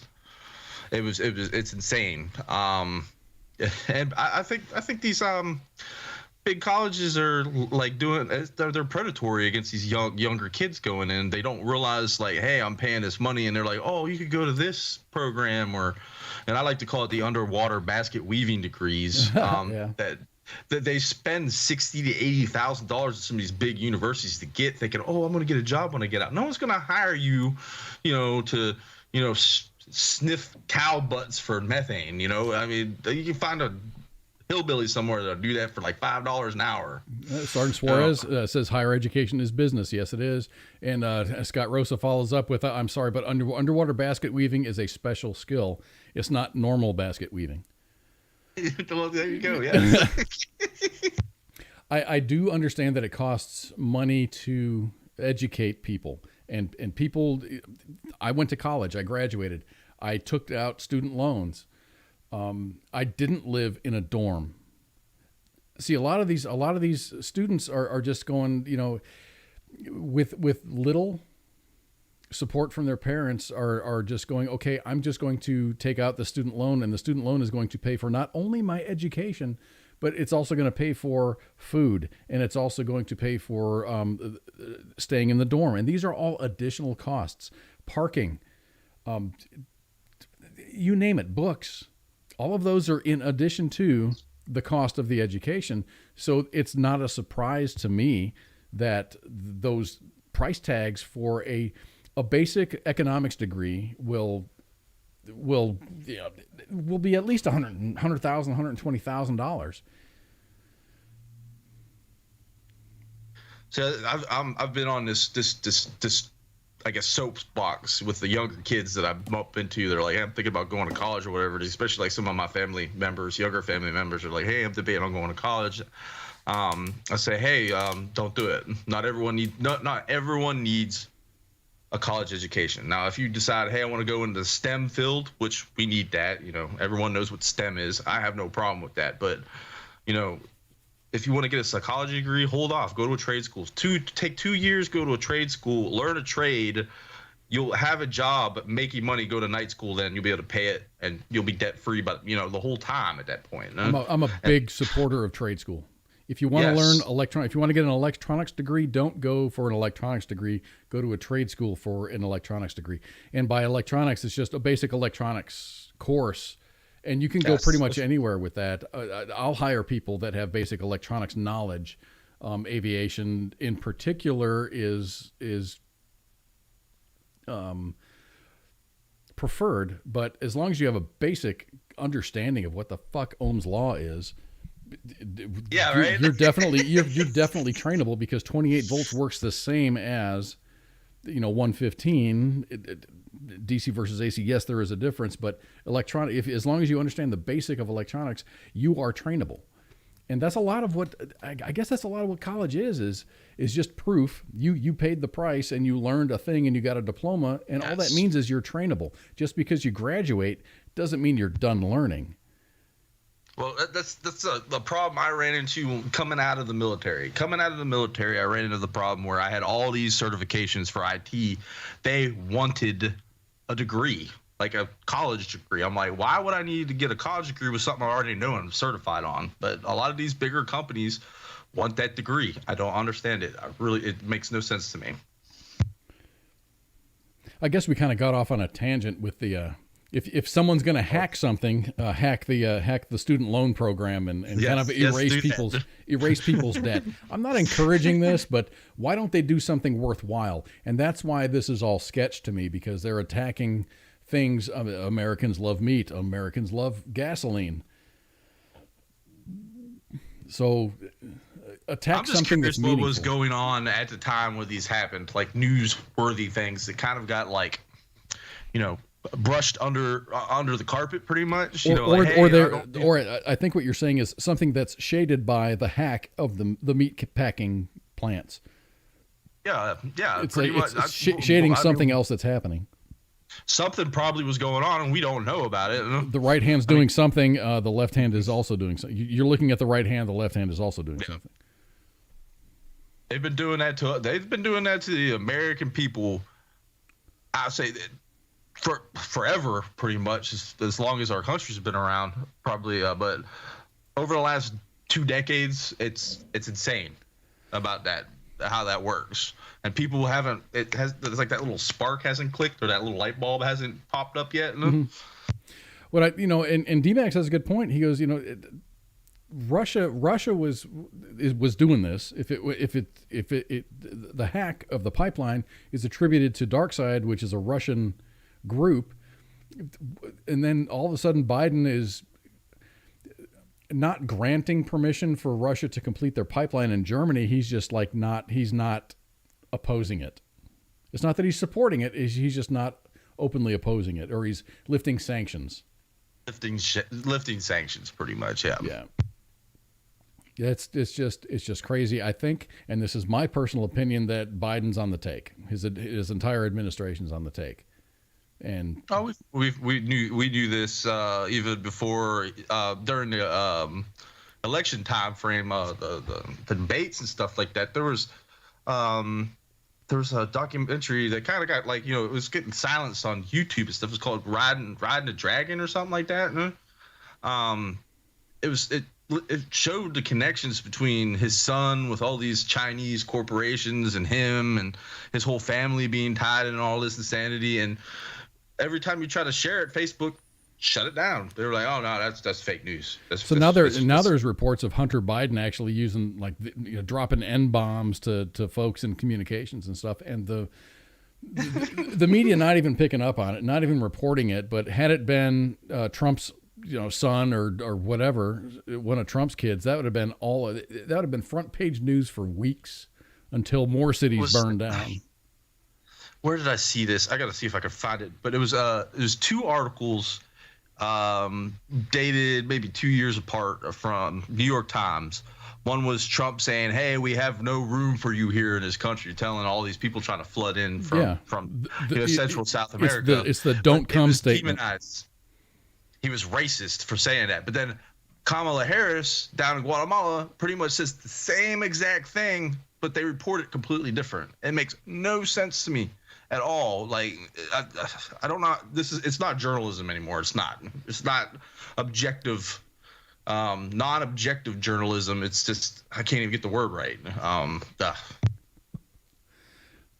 I just saw your picture, the gay of the day. Yes. Tim Kennedy actually posted that. He says, "I love the internet," and it's it's just like, oh yeah, that's awesome.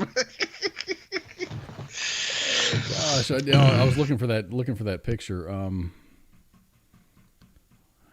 What's don't come? I'll just go don't come. Yeah. Oh, don't, please don't. Oh gosh. Damn it. Use images. Yeah, I'm not getting the right I'm not getting the right feedback from the internet. No, that's going to be on my search history. But yeah, Kamala Harris was like, don't come. She went down to Guatemala and just got her ass handed to her. And then she went to Mexico City and got her ass handed to her. And then she came back to the United States. And she's like, "I don't know why these people don't love me." They basically told her, your administration is the reason for this. According to our media. Right. So we were talking about, and way before we got derailed here, was about the Colonial Pipeline update and how the Bitcoin was involved. But now, you got the president of El Salvador saying that, and we talked about this just a little bit ago, that Bitcoin is going to be considered a legal tender in the country. This is the first nation. This is the first nation to accept Bitcoin as legal tender. Well, I won't say first nation. Bitcoin is, I read this article in Forbes a while back, but a lot of nations in Africa are actually using it as a legal currency. Not so much. I wonder if that Nigerian prince is going to start sending out emails, saying, "Hey, I've got, 3,000 Bitcoin that I need to cash for, and our laws to get cash are kind of weird. So if you would please give me your information, like your bank account and all your passwords and routing numbers, I will give you 1,500 Bitcoin." I'm waiting to see those scam emails. So that was, a funny thing happened in El Salvador was this. The big news was that El Salvador decided to accept Bitcoin as legal tender. The bill was passed by the Salvadoran Congress with a supermajority of 62 out of 84 votes in favor of it. That's 74%. Good. It's worth pointing out that that makes the country the first ever to accept Bitcoin as legal tender. The goal is to offer up more financial freedom for citizens that might not have access to traditional financial services. I get this in El Salvador. That makes sense that only 30% of citizens have access to such cash services. I didn't know it was that low. I didn't know that El Salvador was so. I know that it's a quote unquote shithole, like a third world country. I didn't know that they. I didn't realize it was that bad down there, actually. Another thing worth noting is that citizens won't have to use a government wallet to hold the Bitcoin. This change also means that all government businesses have to accept Bitcoin. So that means your 7-Eleven down the street, your donut shop, any shop, and anybody. You can pay your taxes with it. You can pay your taxes with Bitcoin. Taxation's theft. So this also changed that. This also means that all businesses are going to have to accept Bitcoin, but it doesn't mean that they have to hold it.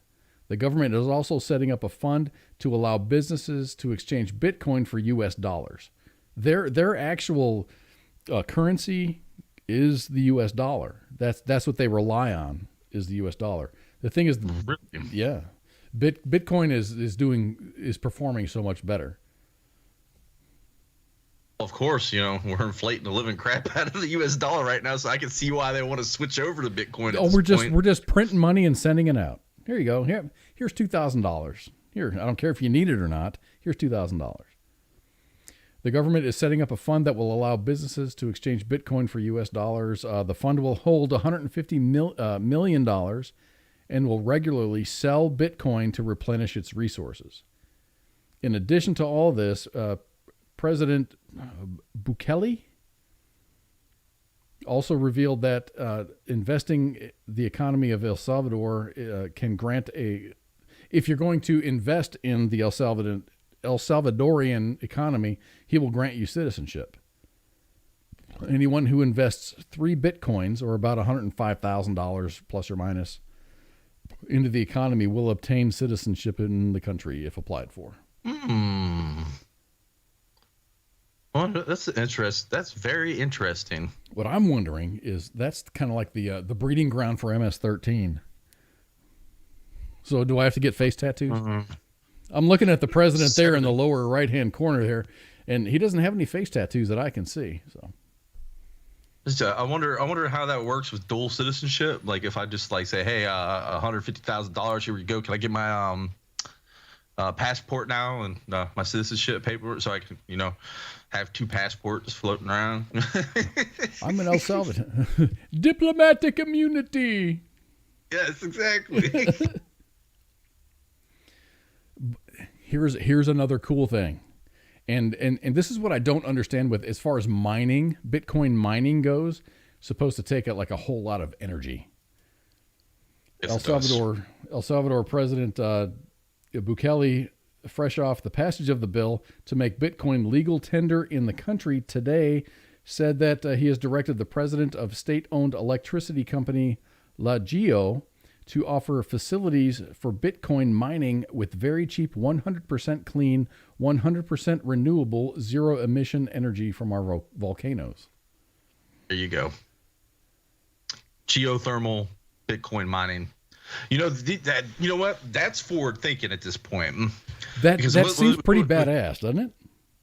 Yes, this is just very forward thinking because you had Elon Musk not even a month ago come out and said, well, Tesla is not going to accept Bitcoin anymore because the mining it's bad for the environment, and these guys just now come out and be like, hey, we got clean Bitcoin, we got clean crypto. They're thinking ahead here. They're trying to get on they are trying to get. I mean, they might have a GDP. I don't know what it's worth, but it might increase over the next couple years because of this. Maybe Iceland, countries like Iceland. I know Iceland's mostly geothermal. All those countries that have that access to that kind of ability can make a crap ton of money off of this. So do you think Elon Musk was wrong? Or No, was he was definitely not wrong in the way he was thinking. Is because I mean I think it was Forbes. I think I was reading a Forbes magazine where they were talking about the insane amount of energy that this crypto is consuming, and it makes sense. It's not really good for the environment, but I paint a picture for me, because I don't understand how many. I mean, if you can talk in the terms of kilowatt hours it takes to farm, as opposed to make a piece of toast, or yeah. There's make actually it calculators. or make it relative to something that the common person can understand. I don't understand how Elon Musk says that mining Bitcoin takes so much energy. It's just not it's not good for the planet. Let's see here. Easy to use Bitcoin exchange, mining calculator, profitability. Let's see here. They have calculators on the internet. I'm trying to find a decent one, but Okay. you can say I'm trying to find this hash rate. A hash rate's how fast you're throwing your transactions, pretty much. Next, the power consumption and the electric costs. So the way that I understand it is that the way that Bitcoin is mined, what does Bitcoin mining mean? Someone gets on their computer, Kaz gets on his computer and says, I want to buy a half a Bitcoin. So I've got to provide, let's say $17,000, and I'm gonna fund my wallet. That goes to a miner. No. Okay. Think about mining.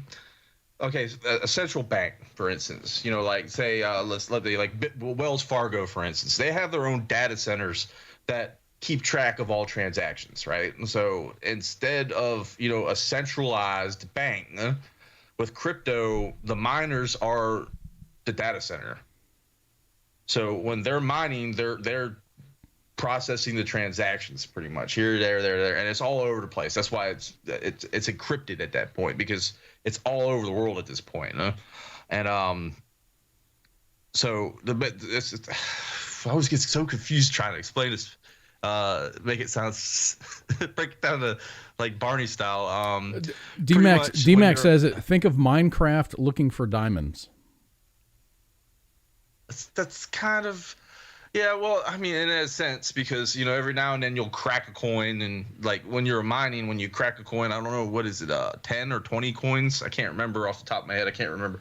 But when you crack the coin, it generates 10 coins, and that's yours. That's your mining payment, pretty much. So that's an incentive for you to operate the data center or the non-centralized bank, if you get what I'm saying.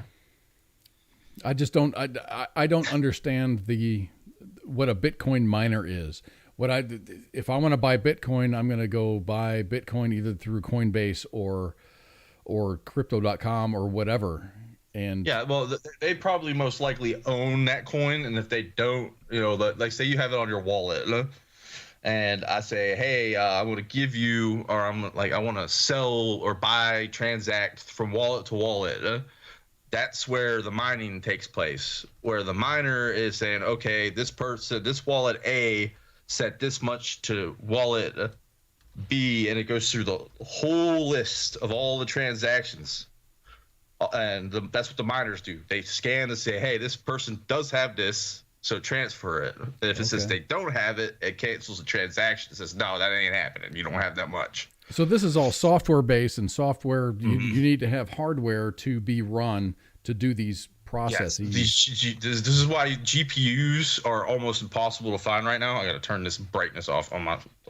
But the GPUs, like graphics processing units, like graphics cards and computers and stuff, you cannot find them anywhere right now because people are buying them up to use because they're extremely good at the job of mining Bitcoins at that point, or crypto in general. I won't say just Bitcoins, but. So William White was just saying, why am I the only person speaking tonight on Facebook? It all depends on what forum you're on. If you're on the main page, you're on the main page. If you're on the radio page, you're on the radio page. If you're on YouTube or Twitch or any of our other platforms, then I can see everything here. But you might be the only person that's talking where you are. That happens to me a lot. It's almost like you're screaming in an empty room, but we can all see you. So, wow. I can't wait to see what El Salvador has. I want to see their economy improve, and I think that with this move, I think it's going to improve Yes. El Salvador's economy. They do have China's doing it like crazy right now, but they're just chewing through like hydropower and stuff like that, and coal power and hydro and coal and nuclear Yeah. nuclear. They're super nuclear. Well, I mean, I wouldn't mind building me a nice nuke reactor and having a Bitcoin farm set up next to it. That'd just be me, but So we pay attention to some of the tinfoil hats that we're friends with. Someone said, not Elon Musk. Who was it? Bill Gates. No, Zuckerberg with a nuclear reactor, building a nuclear facility in Wyoming or some shit like that. oh, I did see something along the lines. I just kind of skimmed over today because I was like, I ain't got time for this conspiracy. I thought that's the first thing in my brain. I was like, I ain't got time for that. It's a rabbit hole I don't want to get down. But I was actually shocked that you actually mentioned this. I saw that. I'm like, I need to look into that. It's in the back of my brain. I'm just like, I hadn't heard of that. Wyoming has a population of less than 1 million people in the entire state. And I live in a fucking city that has 1.3 million. So I just didn't know anything about that. So let's talk about, since we're talking about rich dudes, and someone, it might have been William White, talked about Amazon, Bezos, however you want to pronounce it. I don't know. The dude's weird. Dudes spent a lot of money, and this is not. I'm not talking about him trying to recoup $54 million of his money as like a payback or a what do they call that?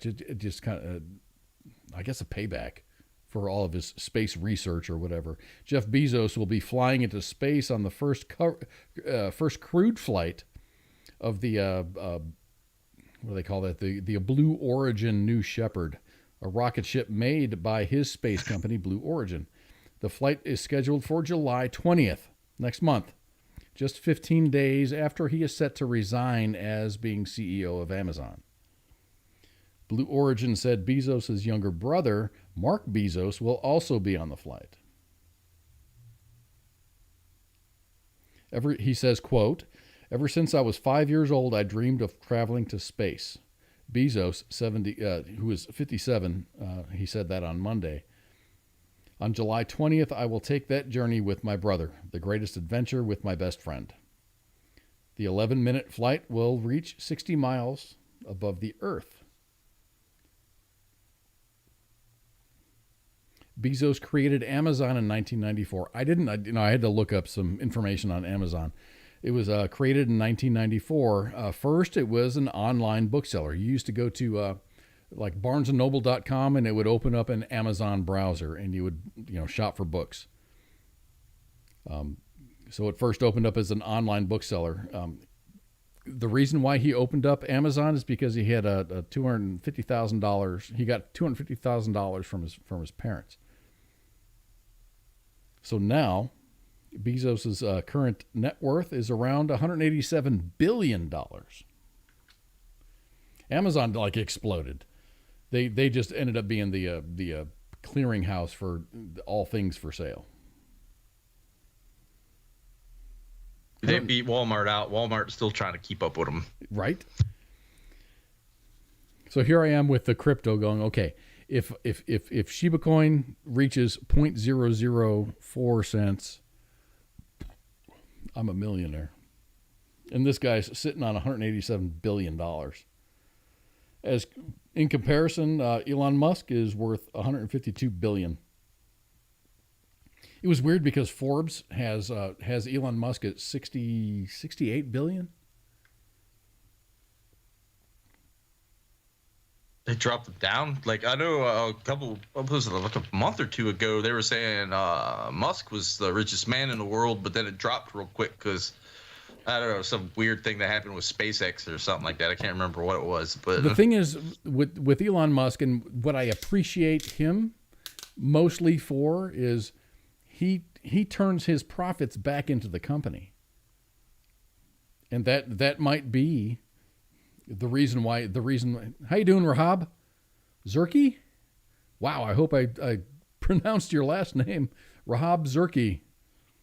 How you doing? no man has ever owned $1 trillion. I don't think. That'd be insane. That's a You could start buying countries in Africa with that much money, man. $1 trillion is like a billion. Is it a billion? It's a billion or it's a million million. I think I might be wrong on that. Huh? It's a lots of zeros after 0 0 0 0 0 0. Oh, did you see that thing that I posted?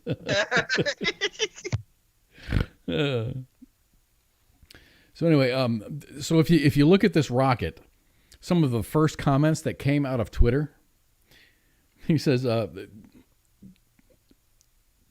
author who was writing an article said others quickly suggested that the historic rocket of Bezos looks like a giant sex toy, with one person writing, it's basically a giant flaming space dildo. And now that I've read that, it's that's going to be burned into your brains. I saw that right off the bat. When you talked it up, I was like, that thing looks like a dick. Aren't all rockets pretty much phallic? I guess in a sense, yeah. That's probably why they call it the rocket. I don't know. All right. Kind of on the off ramp. Since we're over time, let's just go to my grass is against the law in Nevada. And if we say Nevada, maybe Raptor 7 will chime in and say, "You're saying it fucking wrong, you fucking asshole." Nevada? It's Nevada. Not Nevada. Nevada. In Nevada. Okay. Keltrick Case Martinez says 100 billions. I'm sorry, 1,000 billions is a trillion. 1,000. We were asking about the millions. We said a million. A thousand billions, which is, oh gosh, math, Mike. A billion is 1,000 millions. So 1,000 times 1,000. So anyway, grass is against the law in Nevada. A new Nevada law will allow about 31% of the grass in Las Vegas area in an effort to conserve water amid the drought that is drying up the region's primary water source. Other cities and states around the United States have enacted temporary bans and on lawns and things that must be watered. But legislation signed by Governor Sisolak makes Nevada the first of the nation to enact a permanent ban on certain categories of grass. He said that when you fly into Las Vegas, you can see the bathtub rings, and you can see that on Lake Mead. That they delineate on how high Lake Mead's water levels used to be and how much conservation is needed. It's incumbent upon us and all of our following generations to be more conscientious in conservation of our natural resources. And he goes on some fucking weird tangent on global warming and crap like that. I think motherfuckers are like using too much water. I don't know where that water is going. Well, this is the thing. As soon as you say like illegal grass, and let's listen to grass off, won't that cause like dust bowl issues, like mass erosion issues? I was thinking the same thing, and that's exactly what happened during the Dust Bowl. Is there was a lack of rain, so everything dried up and everything turned into dirt.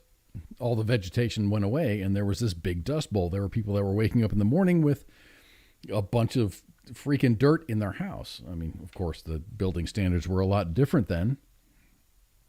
He says, replacing non-functional turf from southern Nevada will also allow for more sustainable and efficient use of resources, build resiliency to climate change, and I say that in quotes because that's fucking retarded, and help ensure the community's current and future water needs continue to be met. The last I checked, the entire state of Nevada, including an entire swath of the western part of like Utah, it's what's called the Great Basin Desert. The entire fucking state of Nevada and a big swath of Utah is a part of the Great Basin Desert. Shit doesn't grow in a desert. Yeah. I mean, the only reason that entire state doesn't look like Mars is because of Lake Mead and the Hoover Dam. The only reason Las Vegas is what it is because of the Hoover Dam. But all of that water, I mean, they provide hydroelectric power to millions of people. I mean, water and power. In California and all over the place. All the way to Los Angeles. All the way to Los Angeles, which is how far is Lake Mead from LA? Well, I'd have to look that up, but I know it's about like a 4 or 5 hour drive or something, ain't it? Let me see. Lake Mead. I'm thinking 560. Yeah, pulling the map up. Yeah, like downtown LA. Where's my? Why am I on Apple Maps? How did that happen? No, they don't even have keys on Apple Maps. I'm thinking it's about it's somewhere around 500 miles. But yeah, it's I mean, not that far. But damn, dude, I mean, you're raping the Colorado River for agricultural use in other places, which is fine. You got to dam a river to do things. But damn, I mean, to look at that, I mean, to see the level of Lake Mead falling like that. People are coming to Lake Mead to take pictures of the fucking dam to see how far down it's gone. Someone's using too much water. No, that's exactly what it is you've got places in LA that are just like these massive mansions that are dumping for their nice Bermuda grass and shit like that. And I mean, it's I get what they're saying, going with the native species in the area. That makes sense to me on a conservation level. Gotcha. You know, let's go these naturally resistant, drought resistant plant species and let them grow instead of, you know, let's throw Bermuda grass on the ground and keep it watered and water it 6 times. Even the houses that I've bought here in Texas, they're like, would you like your own plants or would you like some local species that will survive here regardless of what the fuck happens? If you overwater it, it's probably going to be fine, but if you don't water it, it's going to be fine too. So a lot of folks, especially in my neighborhood, we're kind of with the pretty stuff, but I've got what came with the house. It was a used house, so 300 miles. Really? Okay, I thought it was more. It's not that bad. No, it's not. No, it's three. It's like three. It's about a 4-hour drive. So there's an estimation that 40 million people get water from the Colorado River, Lake Mead, and all that stuff in the Hoover Dam. And about 25 million people rely on the hydroelectric power that comes out of the Hoover Dam. And if that shit in Lake Mead, which feeds the Hoover Dam, is falling that fast, wow, dude, you got a serious, serious problem. I'm not sure of what the rainfall totals are in that area. The whole area is in a historic drought right now. Anyways, I watch Weather Channel a lot. They've been stuck in a pretty bad drought. I don't know what's causing it, but so I think that it's not that people are using too much water; they're using the same amount of water. You're just getting less rain. Exactly, and we're not getting I'll say we, but they aren't getting the same amount of snow during the cooler seasons for the snow cap. That's another big thing. You're not getting that historic snow cap where it slowly melts throughout the year or whatever it is, and refills these like see where does Colorado feed from? Looking at but it then right you now. get you get brain donors like AOC going, this is we need the Green New Deal and this is going to save shit, which it won't. But wow. Yeah, I mean, like mead feeds out of like a lot of places up in Utah, and not the Great Salt Lakes or anything like that, but D-Max, you're on the upper left coast. How was your snowpack this year? Was there a lot or not? I'm not sure what the snowfall on the Rocky Mountains was. I'm trying to picture the United States and Well, let's just take it on a natural kind of thing. Let's look at that area, take it back to the 1700s before we even had settlers out in California. Before we had a dam. What did it look like out there? Hill Adams says Colorado feeds from the tears of everyone who got fucked on their EIB from Bastogne. God damn. That's savage. Don't spare our feelings, sir. Snow was good, didn't have much rain.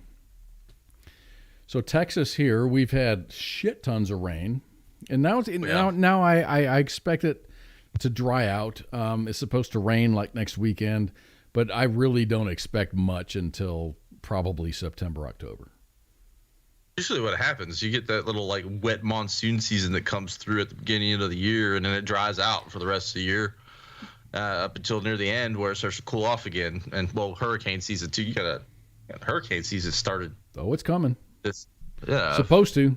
Is it supposed to be active or not? Or what? They're saying 23 storms or something like that. Named storms, I think they ran about. Dude, last year they ran out of everything. Yes. They went through all the named storms. They went through all the subsequent that little stash of letters that they could use for storms, I think we're already up to B or C or D already. I know we had Anna. There was a B out there out in the Pacific. I don't know what that one was, but actually now I want to look it up. Christopher from Montana said it was so cold that you could not start your truck unless you had a block heater. I was in Ohio in 2013 or 14, where the reason that I had a operating vehicle is because the car that I was driving, a Honda CR-V, and I bought it in Montana, and it came with a block heater. That's the only reason. I was like the only fucker that showed up to work because my car worked. It gets damn cold. Here in Texas, cars come like free with like AC.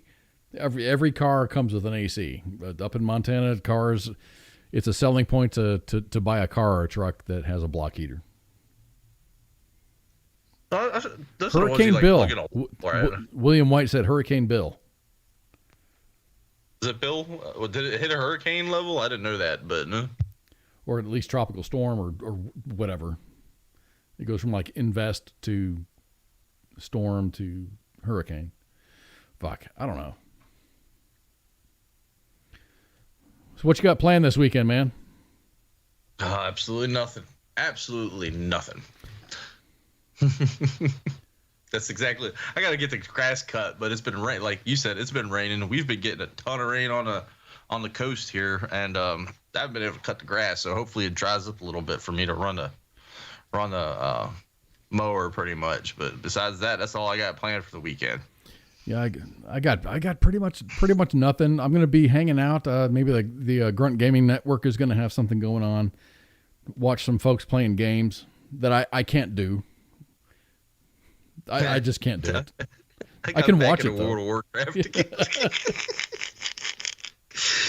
Oh, they came out with a World of Warcraft Classic expansion of Burning Crusade, and I've been on that because that was my favorite expansion out of the game. So it's like, yeah, might as well play it. Let's do it. You know? What is the last? What CQ was talking about this? There was another, like a release of there was a trailer of a game that has been kind of Battlefield 2043.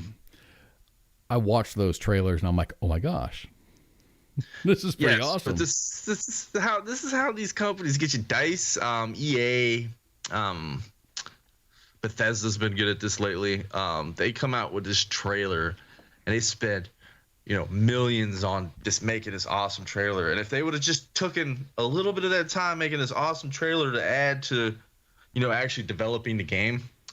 Most of these games come out with this awesome trailer. They blow dogs for quarters, pretty much. So that's what I'm saying. I'm saying, okay. I just hope the game is maybe 1/4 of awesome as this trailer is, and it'll be all right. You think it'll be all right? I always I'm always like, oh my gosh, this looks great, and then you buy the game and you're like, oh, this is really horrible. D-Max says that was in-game footage. I do not believe that. I saw the meme with the dude jumping out of the plane and then shooting the other plane. It was just great. It was great to watch. It was fun to watch. It was entertaining. I don't know. When I hit the gajillion dollars, when I sell my crypto, yeah, I'll get all the gaming systems. But up until then, this is all you get, man. I stick with my PC. I love my PC. Some games you just can't get on the PC because that's exclusive only crap. They're trying to sell the console systems pretty much. But the only game that I play is Civilization. I've got Civilization 5. I've played them all from 1 through 5, and I like that game. It's a cerebral game. You got to think about it. You got to develop things. Civ 6. Civ 6 is awesome. Is that the one that when you're in space? No, that one was what was that one? The space one. I can't remember. That was a good one too because that threw it to a whole next level. Your goal on this entire thing is to go from you colonize a plot of land on the Earth, and your goal at the end of that game is to launch a fucking spacecraft. Yeah, I got Civ 6. I was actually playing it the other day. I fell into that with Civ 5. Civ 5 was awesome. You start out as I won't say cavemen pretty much. Well, technically caveman, pre-civilization. Yep. You work your way up through the tech tree. Kind of, you can play either a science-based or military-based or religious-based, and I like. The religious-based one is fun because you can take over whole nations with It's really cool. It's cerebral. You have to think about what you're going to develop next. That is a time killer, though. It is really a time killer because, you could start playing it at 6 o'clock in the morning, and then 3 days could pass by, and you won't even realize it. That's how quick it could fly at that point. Yes. That's why I like Civilization. It's very cerebral because you think about it. You go to sleep. If you go to sleep and you think about it, it's not a game that you can start and finish in the same day. It takes weeks or months to. Yeah. Unless you're me, you can stay up 3 days straight playing it. Anyway, everybody, thank you very much for hanging out with us. I appreciate it. Pookie appreciates it. The entire WTF Nation appreciates it. Hang out for more shows. We've got a show on Monday, which is the Monday edition with Ice and Flash. And then Tuesday, CQ's taking the day off. He's kind of doing other things. And then Thursday is Sergeant's Time with Ice and Flash. And then we're back here on Friday with Friday Night Freedom. And I've got a final thought. Do you have any final thoughts before we sign off here? No, not really, actually, to tell you the truth. I had something, but it kind of flew away real quick as soon as it popped in my head. So I'll have to start writing them down. So here's one that's going to stick with you here. If and when AIs become self-aware, that will be the first thing that they hide from us. What, the AI would hide from us? Yeah. I guess that would make sense. guess that would make sense. Anyway, everybody, thank you very much for hanging out with us, and we'll see you. We'll see you on Monday with the Monday edition. Take care, y'all. This is WTF Nation Radio. Wear a condom? We're in Fayetteville. No one gets STDs here. The voice of U.S. Army, WTF Moments. This is WTF Nation Radio. Is it necessary for me to drink my Radio. WTF Nation Radio.